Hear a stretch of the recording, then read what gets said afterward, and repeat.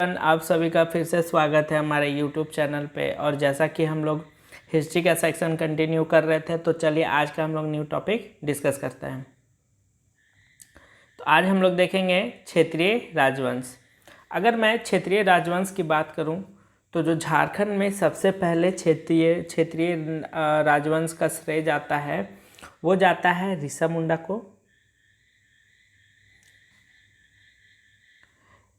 सर्वप्रथम मुंडा राज, झारखंड राज्य निर्माण का श्रेय ऋषा मुंडा को जाता है। ऋषा मुंडा ने सुतिया पहान नामक के मुंडा शासक नियुक्त किए, जिन्हें बाद में नाम सुतिया नाखंड कहा गया। मतलब कि जो ऋषा मुंडा थे, उन्होंने नए नए शासकों की नियुक्ति की और उसे सुतिया पहान कहा जाता था, और बाद में यही सुतिया पहान नाखंड इन लोग का नाम पड़ गया। अगर मैं क्षेत्रीय राजवंश की बात करूं, तो इनके राज्यों में 7 गढ़ और 21 परगना क्षेत्र थे, और इस राज्य का जो अंतिम राजा था वो मदरा मुंडा था, और मदरा मुंडा ही स्थापना करेगा आपका नागवंश का। तो चलिए, आज का टॉपिक हम लोग का नागवंश ही है। तो आप लोग समझ लिए कि झारखंड का जो सबसे पहले राजवंश था वो ऋषा मुंडा ने उसकी स्थापना की थी। बाद में उन्होंने ही, उनके जो आखिरी शासक थे वही हमारा नागवंश के संस्थापक बने। तो चलिए हम लोग एक करके डिस्कस करते हैं। छोटा नागपुर खास के नागवंश। अगर मैं इसकी संस्थापक की बात करूं, तो फनी मुकुट राय नागवंश के संस्थापक रहे। इन्होंने अपनी राजधानी सुतियांबे को बनाया, और फनी मुकुट राय को नागवंश का आदि पुरुष भी कहा जाता है। अगर मैं बात करूं इसकी परगना की, तो इस राज्य की, जो नागवंश का राज्य था, उसके 66 परगना थे। 66 परगना में विभाजित किया गया था। और फनी मुकुट राय की रही जहां तक बात हत्या की, तो उसकी हत्या बागदेव ने किया था। इसके बाद 3 राजा बने इस वंश के, मुकुट राय, मदन राय और प्रताप राय।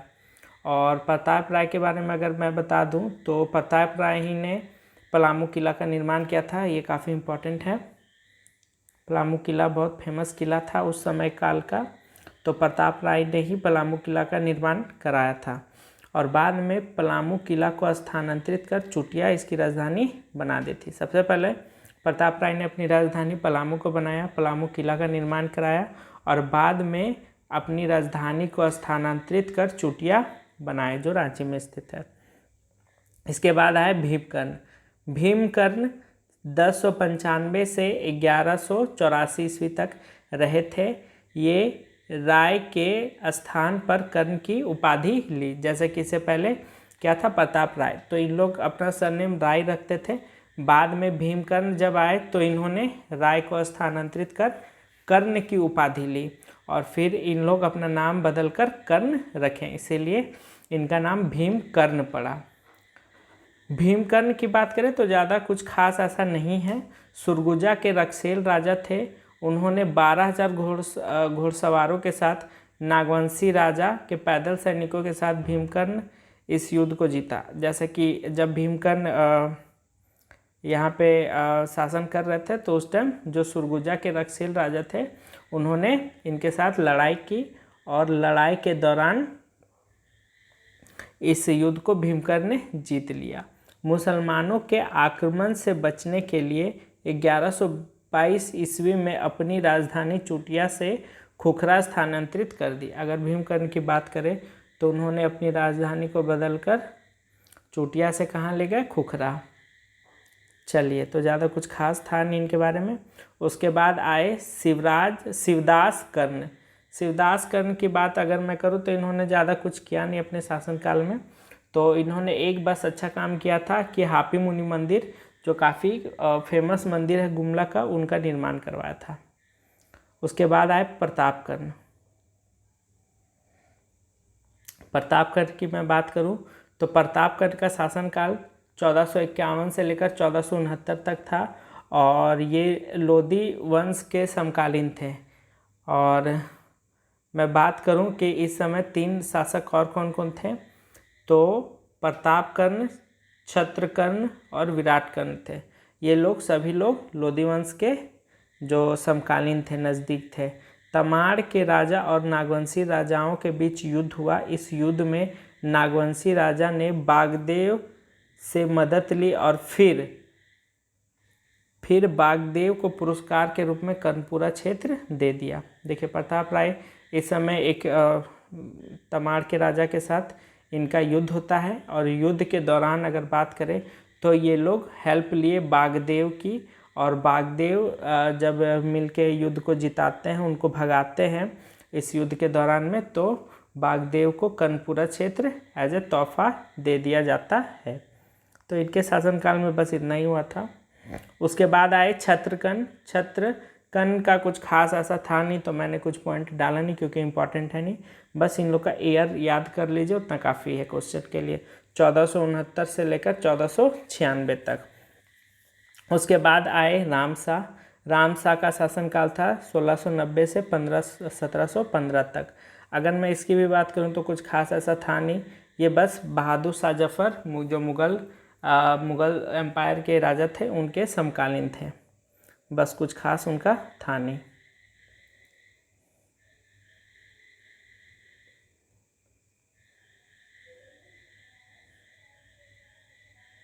चलिए नेक्स्ट हम लोग बात करते हैं। उसके बाद आए यदुनाथ शाह की मैं बात करूं तो इनका शासनकाल था 1715 से लेकर 1724 तक, और यदुनाथ शाह फारूक शेर के समकालीन थे। मुग़ल सूबेदार सरबुलंद खां ने यदुनाथ शाह पर हमला कर दिया। परिणाम स्वरूप 1 लाख मालगुजारी देना पड़ा।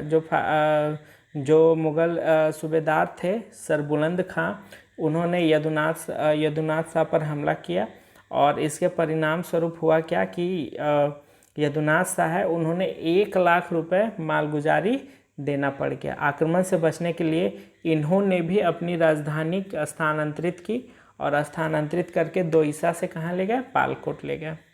उसके बाद आए शिवनाथ शाह की मैं बात करूं तो इनका जो ईयर था 1724 से लेकर 33 तक। बिहार के सूबेदार फारूकउद्दौला ने आक्रमण इन पर किया, और इसके परिणाम स्वरूप उन्हें 12,000 रुपये मालगुजारी देना पड़ा। बस इनका इतना ही है, और ये आक्रमण कब किया था, 1730 ईस्वी में। चलिए आगे चलते हैं। उदयनाथ शाह के बारे में कुछ खास था नहीं, बस उसका ईयर याद रख लीजिएगा तो काम चल जाएगा, 1730 से लेकर 40 तक। उसके बाद आए श्याम सुंदर शाह 1740 से 45 तक, और इनके बारे में भी कुछ खास ऐसा था नहीं, लेकिन एक चीज़ था कि जो मराठा लोग बंगाल पर आक्रमण करते थे तो इनके शासनकाल के दौरान झारखंड से ही होकर गुजरते थे। तो बस इनके शासनकाल में इन्हीं सारी छोटी छोटी चीज़ें हुई थी। चलिए आगे चलते हैं। कुछ राजधानियां हैं जो आपको याद रखनी पड़ेगी, ये इंपॉर्टेंट हो सकती है आपके एग्जाम से रिलेटेड। नागवंशी राज्य की राजधानियां, चलिए कुछ है जो इम्पोर्टेंट है, जैसे सुत्याम्बे फनी मुकुट राय ने उनको बनाया था राजधानी। उसके बाद चुटिया को प्रताप राय ने बनाया था। खुखरा को भीमकर्ण ने बनाया था। दोईसा को दुर्जन साल ने बनाया था। पालकोट को यदुनाथ शाह ने बनाया था। पालकोट भोरो इसको जगन्नाथ शाह बनाए थे, और रातूगढ़ इसे उदयनाथ शाह ने बनाया था। बस इतना ही है और कुछ है नहीं। ये आप लोग इम्पॉर्टेंट पॉइंट्स को देख लीजिएगा, ज़्यादा नहीं, बस हम लोग उतना ही पढ़ रहे जो एग्ज़ाम में आने की संभावना है। चलिए एक बार और रिकॉल कर लेते हैं, इम्पॉर्टेंट पॉइंट बस देखेंगे। क्षेत्रीय राजवंश में सर्वप्रथम जो राज्य का निर्माण कौन किया था, ऋषा मुंडा किया था। इन्होंने ही जो सुतिया नाखंड का नाम पड़ा, इनके समय 7 गढ़ 21 परगना थे। चलिए आगे आते हैं। नागवंश के संस्थापक फनी मुकुट राय हैं, ठीक है।